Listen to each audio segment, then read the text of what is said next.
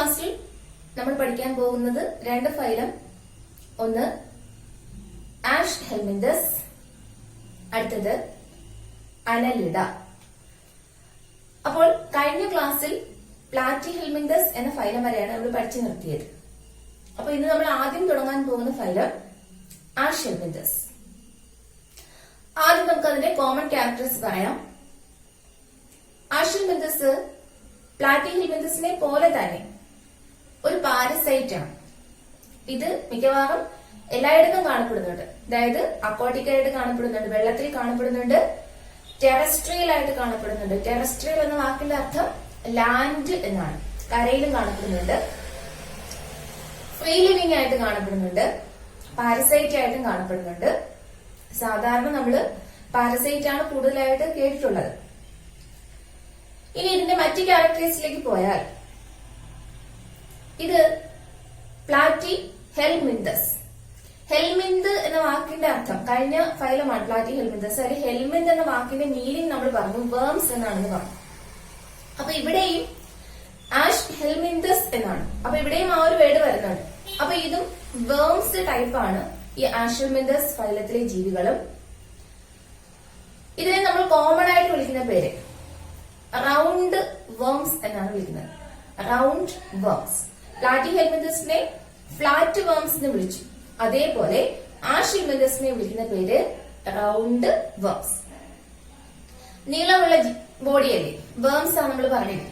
അപ്പൊ അതുകൊണ്ട് symmetry, bilateral symmetry. ജെർം layers എല്ലാം ഡെവലപ്പ് ചെയ്തു. അതുകൊണ്ട് ട്രിപ്ലോബ്ലാസ്റ്റിക് ആനിമൽസ്. ജെർം ലെയേഴ്സ് എല്ലാം ഡെവലപ്പ് ചെയ്തു എന്ന് പറഞ്ഞപ്പോ തന്നെ മീസോഡേം എന്ന ജെർം ലെയർ ഉണ്ട്.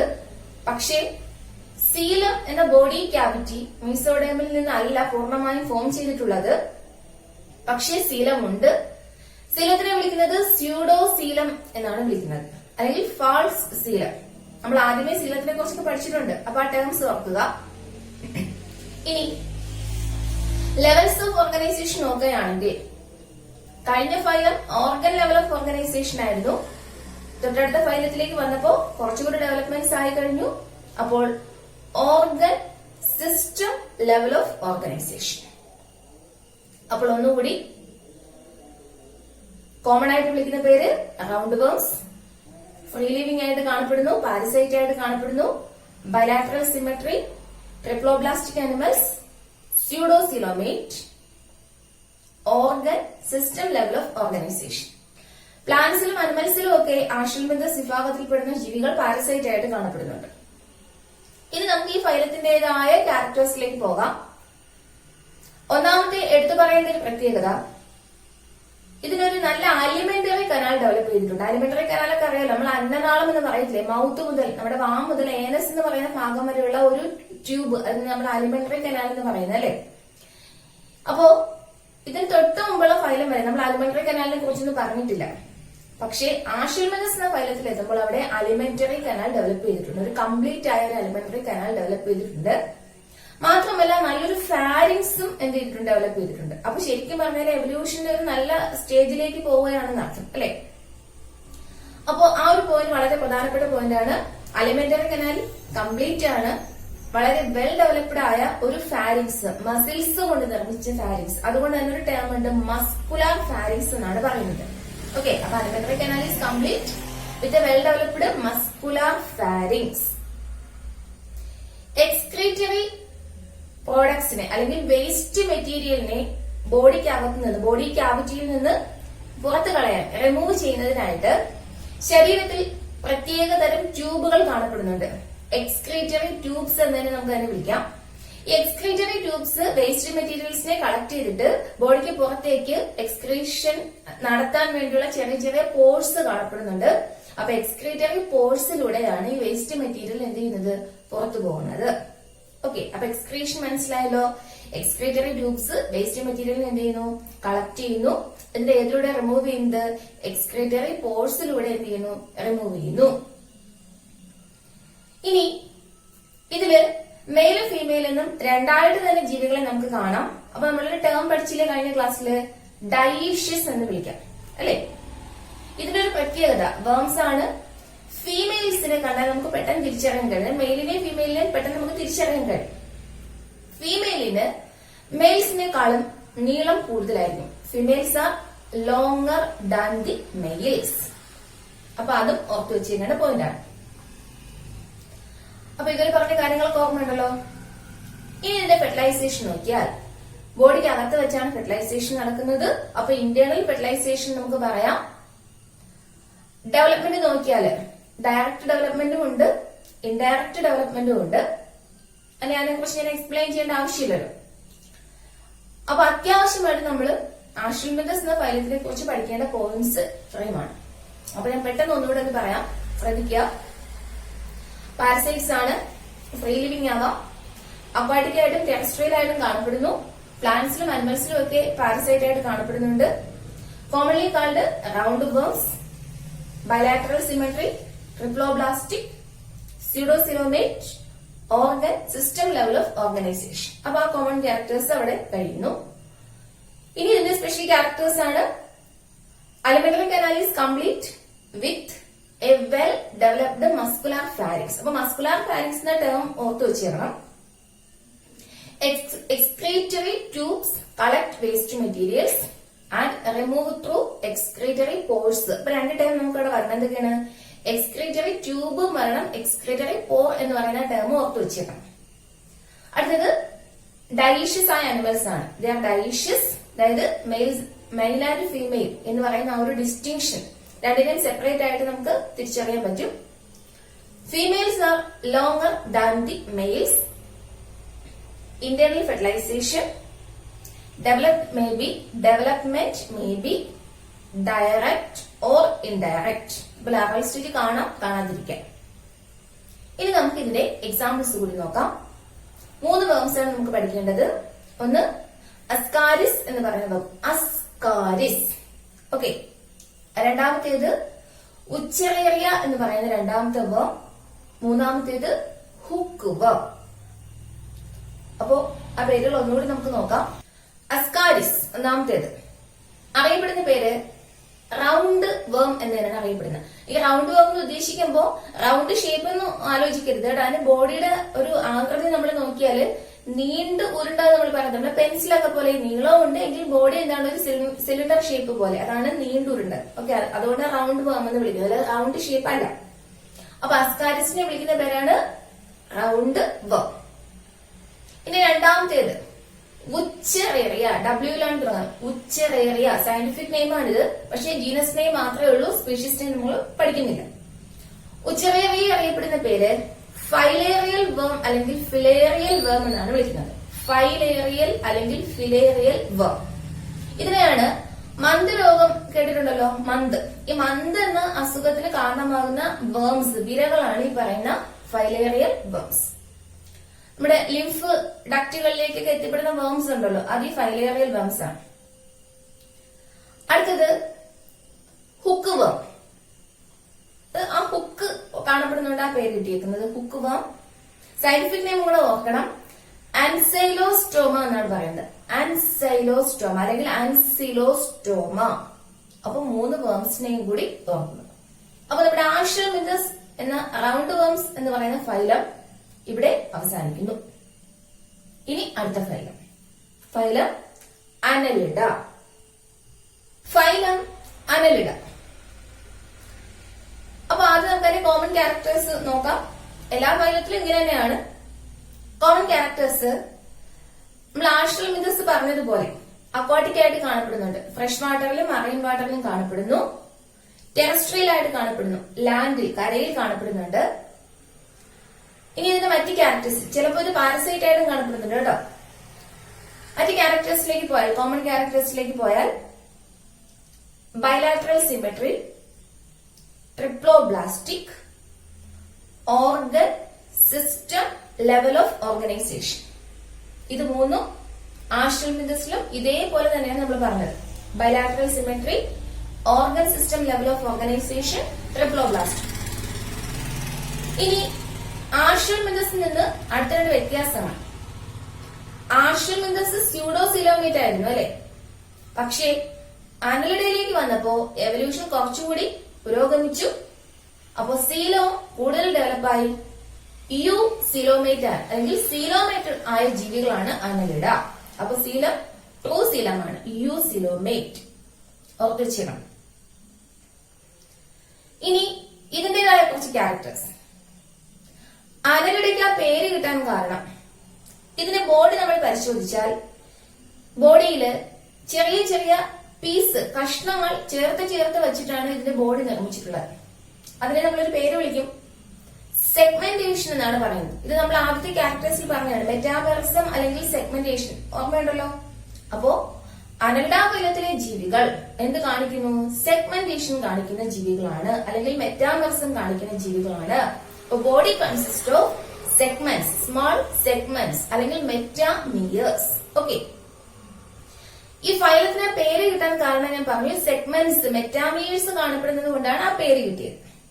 അപ്പൊ മെറ്റാമിയേഴ്സും അല്ലെങ്കിൽ സെഗ്മെന്റേഷനും അനലിഡ എന്ന പേര് തമ്മിലുള്ള ബന്ധം എന്താണെന്ന് ചോദിച്ചാൽ, ഈ അനലിഡ എന്നത് ഒരു ലാറ്റിൻ വേർഡിൽ നിന്നാണ് നമ്മൾ ആ വാക്ക് എടുത്തിട്ടുള്ളത്.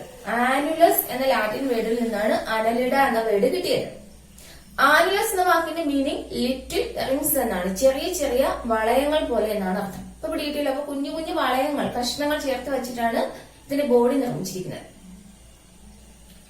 ഇനി എക്സ്ക്രീഷന് വേണ്ടിയിട്ട്, വേസ്റ്റിനെ റിമൂവ് ചെയ്യാനായിട്ട് വേസ്റ്റ് ഓർഗൻസ്, എക്സ്ക്രീറ്ററി ഓർഗൻസ് തന്നെ കാണപ്പെടുന്നു. പേര് നെഫ്രിഡിയ എന്നാണ് പേര്. അപ്പൊ എക്സ്ക്രീറ്ററി ഓർഗന്റെ പേര് നെഫ്രിഡിയ. നല്ലൊരു ക്ലോസ്ഡ് സർക്കുലേറ്ററി സിസ്റ്റം കാണപ്പെടുന്നു. സർക്കുലേഷൻ ഒക്കെ ഓർമ്മയുണ്ടല്ലോ, ഓപ്പൺ സർക്കുലേഷനും ക്ലോസ്ഡ് ഒക്കെ നമ്മൾ പഠിച്ചു. ബ്ലഡ് വെസൽസ് കാണപ്പെട്ടാൽ അതിനെ വിളിക്കാം ക്ലോസ്ഡ് സർക്കുലേറ്ററി സിസ്റ്റം. അപ്പൊ നല്ലൊരു ക്ലോസ്ഡ് സർക്കുലേറ്ററി സിസ്റ്റം ഉണ്ട്. നല്ലൊരു നെർവസ് സിസ്റ്റം കാണപ്പെടുന്നു. ന്യൂറൽ സിസ്റ്റം ഡെവലപ്പ് ചെയ്തിട്ടുണ്ട്. നാഡികൾ ഡെവലപ്പ് ചെയ്തിട്ടുണ്ട്. അപ്പൊ ന്യൂറൽ സിസ്റ്റത്തിൽ കാണുന്ന പ്രധാനപ്പെട്ട ഭാഗങ്ങൾ ഗാംഗ്ലിയകളാണ്. നെർവിന്റെ കൂട്ടം നമ്മൾ പഠിച്ചിട്ടില്ലേ? ഗാംഗ്ലിയ, ഗാംഗ്ലിയോൺ എന്നൊക്കെ പഠിച്ചിട്ടുണ്ടല്ലോ, അത് തന്നെയാണ്. അപ്പൊ nervous system consist of paired ganglia. ഇനി ഇതില് റീപ്രൊഡക്ഷൻ സെക്ഷൽ ടൈപ്പ് ആണ്. ഇതിന്റെ മറ്റൊരു പ്രത്യേകത മൊണീഷ്യസും ഡയീഷ്യസുമായിട്ടുള്ള ജീവികൾ ഈ ഫൈലത്തിൽ കാണപ്പെടുന്നു. നമ്മൾ ഇതുവരെ പഠിച്ച ഫൈലം ഒന്നുകിൽ ഹെർമാഫ്രൊഡൈറ്റ് മൊണീഷ്യസ് ആയിരിക്കും, അല്ലെങ്കിൽ കഴിഞ്ഞ ഫൈലം പറഞ്ഞതുപോലെ മെയിലും ഫീമെയിലും രണ്ടായിട്ട് കാണപ്പെടും, ഡയീഷ്യസ് എന്ന് വിളിക്കും. പക്ഷെ അനലിഡ ഫൈലത്തിൽ അങ്ങനെയല്ല, മൊണീഷ്യസ് ആയിട്ടുള്ളതും ഡയീഷ്യസ് ആയിട്ടുള്ളതുമായ ജീവികളുണ്ട്. അപ്പൊ അത് നമുക്ക് എക്സാമ്പിൾ ഒക്കെ പഠിക്കാം.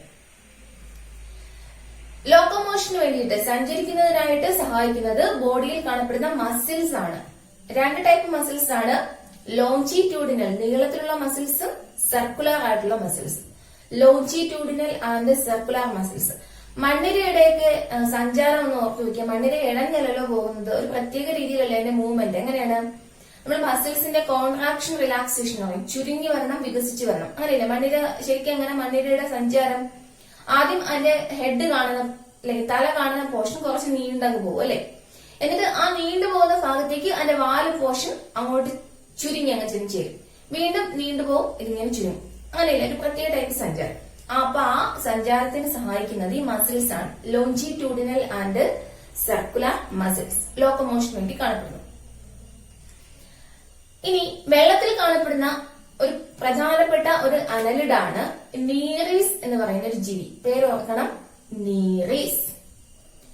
നീറീസിന് ലോക്കോമോഷന് ഹെൽപ്പ് ചെയ്യുന്നത് ഈ പറയുന്ന മസിൽസ് അല്ല, അതുകൊണ്ട് അതിന്റെ പേരെടുത്ത് പറയാൻ കാരണം അതിനെ സഹായിക്കാൻ ഒരു പ്രത്യേക ലോക്കോമോട്ടറി ഓർഗൻ ഉണ്ട്. അതിന്റെ പേര് പാരപ്പോഡിയ എന്നാണ് പേര്. പാറപ്പൊടി എന്നൊക്കെ വേണമെങ്കിൽ നമുക്ക് ഓർത്ത് വെക്കാം, ഈ വാക്ക് ഓർക്കാനായിട്ട് കേട്ടോ. പാരപ്പോഡിയ. ഓക്കെ, അപ്പൊ ഇത് ഫിൽ ഇൻ ദ ബ്ലാങ്ക്സ് ഒക്കെ നമുക്ക് എക്സാമിന് വന്നിട്ടുള്ള ക്വസ്റ്റ്യൻ ആണ്. മാച്ച് ദ ഫോളോവിലൊക്കെ വന്നിട്ടുണ്ട്, അതുകൊണ്ട് ഇത് കൃത്യമായിട്ട് പഠിക്കണം. ഒരു അക്വാട്ടിക് അനലിഡ്, പേര് നീറിസ്. അതിന്റെ ലോക്കോമോട്ടറി ഓർഗൻ ഏതാണ്? പാരപ്പോഡിയ. ഓക്കെ, ഇനി നമുക്കിത് എക്സാമ്പിൾസ് ആണ് നോക്കേണ്ടത്. അതായത് ഞാൻ നേരത്തെ പറഞ്ഞില്ലേ മൊണീഷ്യസും ഡയീഷ്യസുമായ ജീവികളുണ്ടെന്ന് പറഞ്ഞല്ലോ. മൊണീഷ്യസ് ആയിട്ട് കാണപ്പെടുന്ന രണ്ട് പ്രധാനപ്പെട്ട ഓർഗാനിസംസ് നമുക്ക് അറിയാവുന്നത്, ഒന്ന് മണ്ണിര, എർത്തുവോ. രണ്ടാമത്തേത് കുളയട്ട എന്ന് കേട്ടിട്ടുണ്ടല്ലോ, ലീച്ച് എന്ന് ഇംഗ്ലീഷിൽ പറയും. അപ്പൊ രണ്ട് മൊണീഷ്യസ് ഹെർമാഫ്രോഡൈറ്റ് ഏതൊക്കെയാണ്? ഒന്ന് എർത്ത്-വർം, രണ്ടാമത്തേത് ലീച്ച്. ഇതിന്റെ സയന്റിഫിക് നെയിം കൂടെ പഠിക്കാണ്ട്.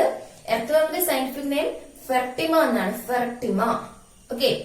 ലീച്ചിന്റേത് ഹെറുഡിനേറിയ എന്നാണ്. Blood sucking leech. ലീച്ച് രക്തം കുടിക്കുന്നതാണ് നമുക്ക് അറിയാലോ പിള്ളേരുടെ. അപ്പൊ ബ്ലഡ് സക്കിംഗ് ലീച്ച് ഹെറുഡിനേറിയ. ഇനി നീറിസ് അക്വാട്ടിക് അനലിഡ്, അതാണ് ഡൈഷ്യസിന് എക്സാമ്പിൾ ആയിട്ട് നമുക്ക് പഠിക്കേണ്ടത്. നീറിസ് ഡൈഷ്യസ് ആണ്. അപ്പൊ ഒന്നുകൂടി നമുക്ക് പെട്ടെന്ന് അതിന്റെ ക്യാരക്ടേഴ്സ് ഒക്കെ നോക്കാം.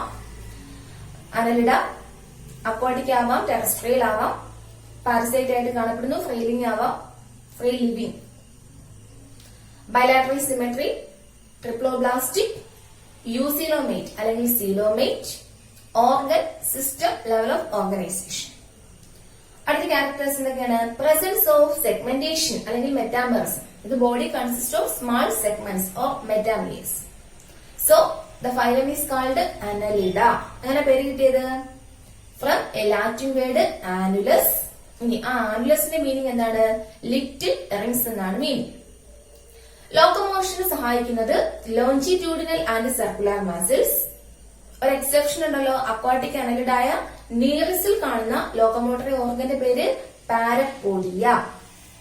ഓക്കെ. ഇനി നല്ലൊരു നെർവസ് സിസ്റ്റം ഉണ്ട് അല്ലെ. പെയർഡ് ഗാംഗ്ലിയകളാണ്, ജോഡിയായിട്ടുള്ള ഗാംഗ്ലിയോൺസ് ആണ്, ഗാംഗ്ലിയാണ് കാണപ്പെടുന്നത്.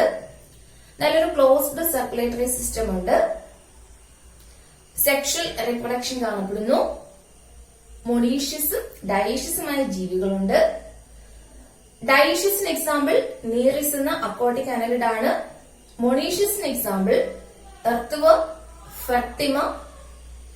അടുത്തത് ലീച്ച്, ബ്ലഡ് സക്കിംഗ് ലീച്ച്, ഹെറുഡിനേറിയ. അപ്പോ രണ്ട് ഫയൽ, ആശ്രമിതസ്, അനലിഡ്.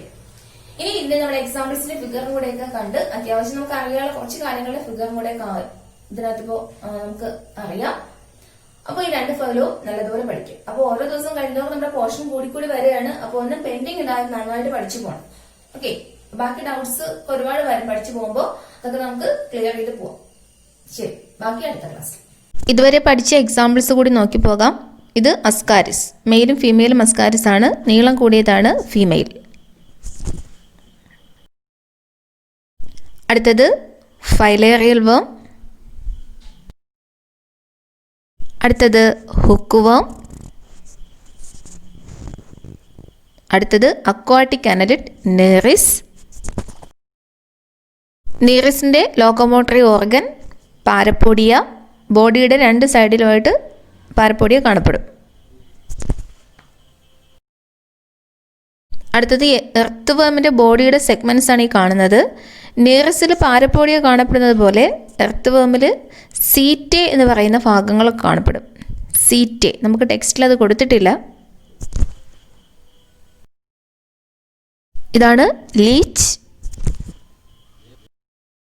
അടുത്തത് ലോഞ്ചിറ്റ്യൂഡിനൽ ആൻഡ് സർക്കുലർ മസിൽസ്, അനലിഡയുടെ ലോക്കോമോഷന് സഹായിക്കുന്ന മസിൽസ്. ബോഡിയുടെ ഒരു ചെറിയ ഭാഗമാണ് കാണിച്ചിരിക്കുന്നത്. ഇതാണ് അനലിഡ്സിൻ്റെ നെർവസ് സിസ്റ്റം. പെയർഡ് ഗാംഗ്ലിയ ഫ്രണ്ടിൽ കാണാം. അതായത് ബ്രെയിനിൻ്റെ ഫങ്ഷനാണ് ആ പെയർഡ് ഗാംഗ്ലിയ ചെയ്യുന്നത്. അതിൽ നിന്ന് താഴേക്ക് നോക്കിയാൽ രണ്ട് നെർവ്സ് താഴേക്ക് രണ്ട് വര പോലെ കൊടുത്തിരിക്കുന്നുണ്ടോ, അതാണ് ഡബിൾ വെൻട്രൽ നെർവ് കോഡ് എന്ന് അതിനെ വിളിക്കുന്നത്. Double ventral nerve code. അവിടെയൊക്കെ നമുക്ക് ഗാംഗ്ലിയ കാണാൻ പറ്റും. ഇതാണ് നെഫ്രേഡിയ എന്ന് പറയുന്ന എക്സ്ക്രീറ്ററി ഓർഗൻ.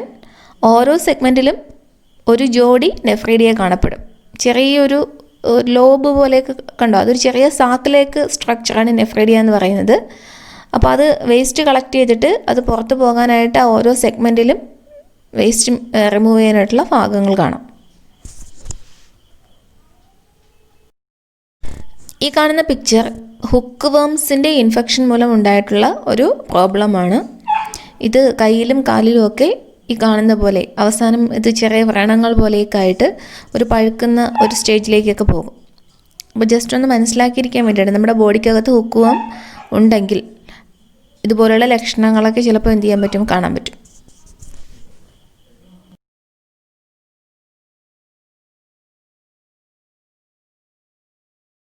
ഇത് അസ്കാരിസ് എന്ന് പറയുന്ന വേംസ് മൂലം ഉണ്ടായ ഒരു വളരെ അപകടകരമായ ഒരു സിറ്റുവേഷൻ്റെ ഫോട്ടോയാണ് കാണുന്നത്. അതായത് ഇൻഡസ്ട്രീൻ്റെ ഒരു ഭാഗമാണ് കാണിച്ചിരിക്കുന്നത്. ഇൻഡസ്ട്രീൻ്റെ ഭാഗത്തിന് ഈ വേംസ് പെരുകിയിട്ട് ഇൻഡസ്ട്രീൻ്റെ ഒരു ഭാഗം ബ്ലോക്ക് ചെയ്തിരിക്കുന്നതാണ് കാണിച്ചിരിക്കുന്നത്. ഇതൊരു എൻലാർജ്ഡ് പിക്ചറാണ്. ഒരു 3 വയസ്സുള്ള ഒരു കുട്ടിയിൽ നടത്തിയൊരു സർജറിയാണ് കാണിച്ചിരിക്കുന്നത്.